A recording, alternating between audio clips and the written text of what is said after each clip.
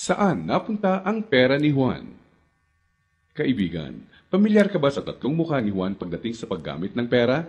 Alam mo bang may pagkakaiba sa ugaling pinansyal si Juan mahirap, middle class at mayaman? Sobrang simple lang ng mga pagkakaibang ito. Magtataka ka kung hindi lahat ng tao pamilyar dito. Mga simpleng diskarteng dahilan kung bakit ang mahirap lalong humihirap, ang middle class stressed out at walang oras, at ang mayaman lalong yumayaman. Kung matagal mo lang tanong ang mga ito, mag-e-enjoy ka sa mga facts na hinanda ko para sa iyo. Sabay nating hihipa ng mga kumakalat na outdated na information tungkol sa pag-manage ng pera ngayon. At as a bonus, titignan din natin kung may pag-asa pa ba sa panahon ngayon ang simpleng Juan na umasenso at yumaman. Halika't isa-isa natin silang tignan. Magsimula tayo sa regular na araw ni Juan Mahirap. Gigising siya sa umaga at magmamadaling pumasok sa trabaho, kung swerteng may trabaho nga siya. Madalas, contractual. Minimum wage. Minsan, less than minimum pa. Masipag at matyaga naman siya. Pagtitiisa ng traffic at ang sumpong ng boss na masungit. At pagkatapos magbanat ng buto buong araw, uuwi ng pagod. Magpapahinga para ulitin lahat ito kinabukasan. Gagawin niya ito ng araw-araw para sa kapos-saktong sweldo.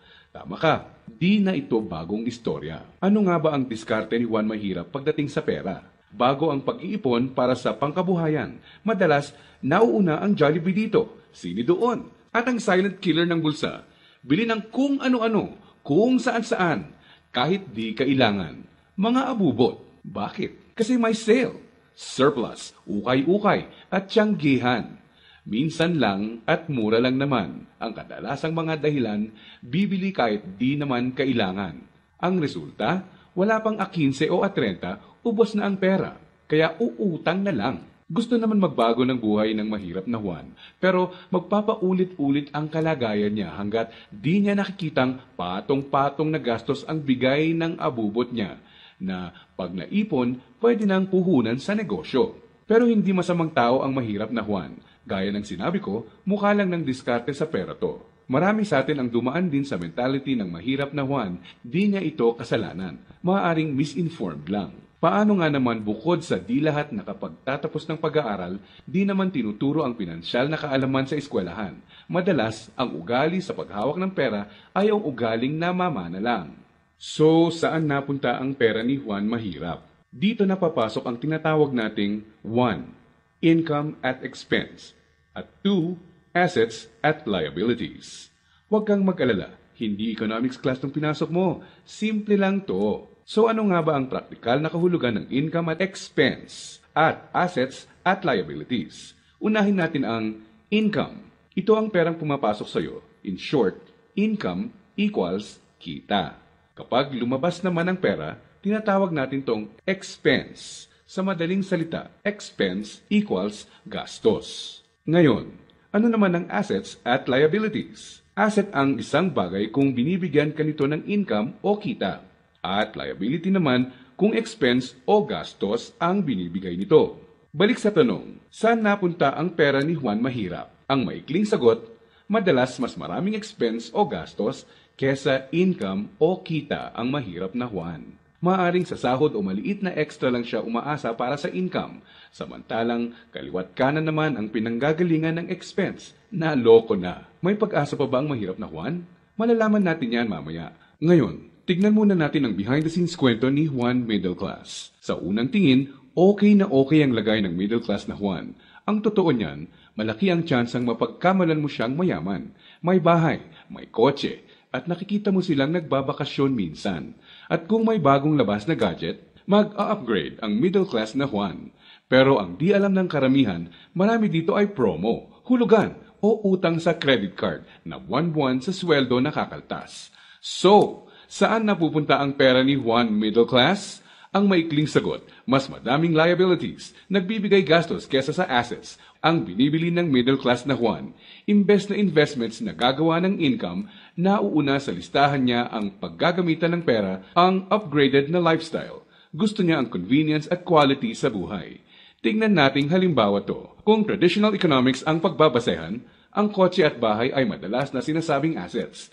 Sa praktikal na buhay ni Juan, masasabi nating outdated na ang pananaw na to.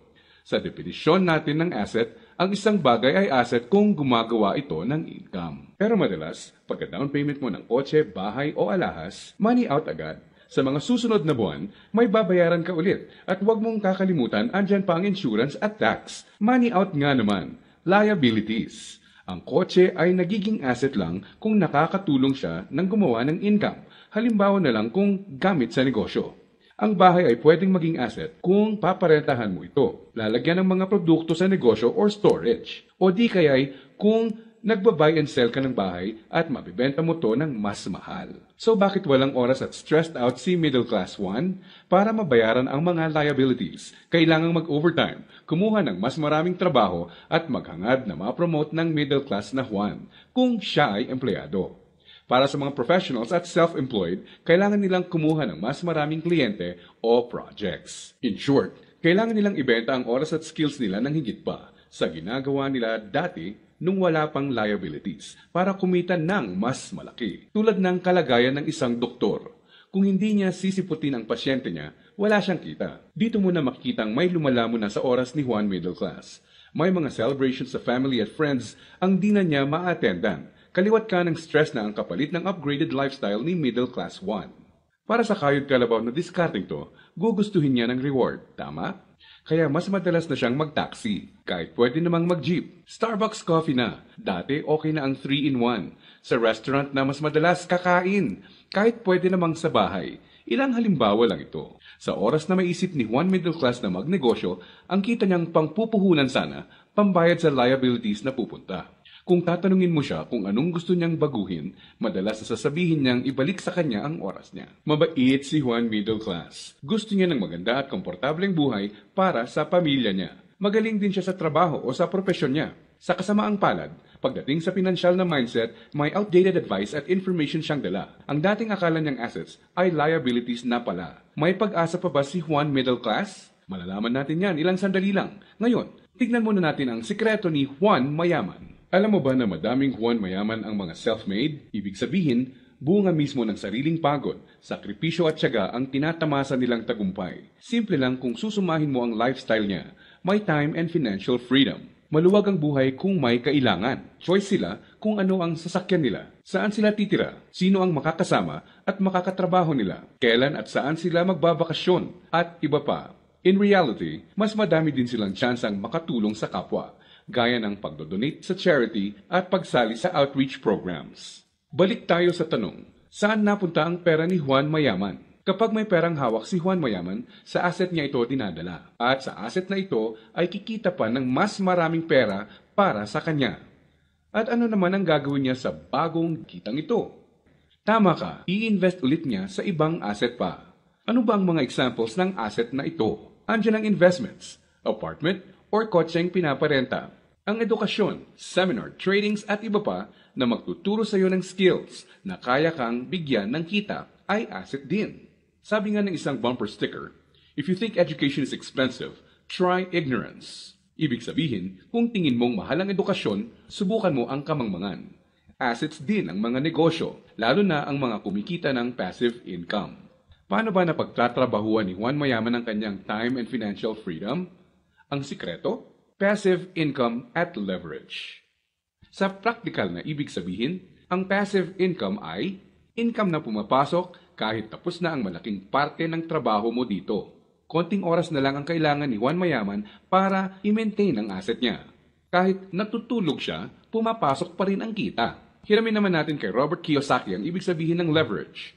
True leverage is the ability to do more and more with less and less. Ibig sabihin, ang tunay na leverage ay ang kakayanan na gumawa ng mas maraming gamit ang mas kaunti. Para mas madali nating maintindihan, gamitin nating halimbawa kung paano nagsimula ang isa sa mga pinakamalaking drugstore sa bansa. Marami ang nasira noong World War II. Pagkatapos nito, kinailangang mag-rebuild ng mga tao. Dito na papasok si Mariano K. Napansin niya ang mga demand sa isang uri ng antibiotic na tinatawag na sulfa drugs. Paano niya nalaman? Ginamit niya bilang leverage ang natutunan niya bilang empleyado sa isang drugstore bago pumutok ang World War II. Nung mga panahon noon na nagsisimula ulit ang lahat at kahit naman ngayon, ang taong may enough information kesa sa iba ay nakakalamang. Gamit ang ₱100, bumili siya ng sulfathiazole tablets at kumita sa paglalako nito. Ginamit niya mga unang kita niya para bumili ulit ng mga tableta na ilalako. Hindi niya ginastos sa liabilities at abubot ang mga sumunod na kita. Nag-ipon siya at gumawa ng kariton. Ginamit niya ito para makabenta ng mas marami pa. Naging asset at nagbigay ng leverage sa kanya ang kariton. Taong 1945, nakaipon siya ng sapat na pera para ipatayo ang una niyang drugstore. Pinangalanan niya itong Mercury Drug. Ngayon, kahit natutulog si Mariano, may humigit kumulang 900 na branches na at 11,000 na empleyado ang mga nagtatrabaho para sa kanya. Leverage. Dahil dito, pumapasok pa rin ang passive income sa kanya. Pwede mong gawin ang ginawa niya. Gamitin mo ang pera mo sa pagsisimula ng pagkakakitaan. Andyan lang sa tabi-tabi ang mga negosyong kayang magbigay ng passive income at leverage sa iyo. Gaya na lang ng experience ko. Di ko inakalang isang maliit na flyer lang na inabot sa akin sa mall ang magiging tulay para sa isang negosyong nagbibigay passive income at leverage sa akin. Naging ugali ko na i-prioritize sa mga pagkuha ng assets bago liabilities. Ano ang konklusyon natin ngayon na magpapayaman sa iyo? Intindihin mo to, hindi lang ang pagkakaroon ng pera ang nagpapayaman sa tao. Para hindi ka matulad sa 70% ng lotto winners na lalong nagiging mahirap dahil sa maling diskarte sa pera. Dapat, alam mo kung paano at saan gagamitin ang pera pag nagkaroon ka nito. Dahil sa internet, mas madali nang maghanap ng negosyong simulan sa maliit na capital at pwedeng palaguin para bigyan ka ng passive income at leverage. Ang importante, kailangan mo silang hanapin. Kailangan mong maging open para tumingin-tingin at kumuha ng idea. At pag nakakita ka, pag-aralan at i-research mo to. Nandyan lang sila. Kailangan mo lang bigyan ng chance ang sarili mo na maging in the know. Ibig sabihin, kapag andyan na ang pagkakataon sa harap mo, alam mong di mo dapat palagpasin to. At sa pagkakakitaang papasukin mo, ipunin mo lang ang income mo. Gamitin mo to para palaguin pa ang assets mo. Hanggang ang kita ng assets at negosyo mo, kahit di mo na directly pinatatakbo, ay nagbabayad ng bakasyon, gadgets, kotse, at bahay ng pamilya mo. Gaya ng mga self-made na Juan Mayaman, kaya mo itong simulan. So, si Juan Mahirap, unang binibili ay ang mga abubot. Si Juan Middle Class, unang binibili ay liabilities. At si Juan Mayaman naman, unang binibili ay assets.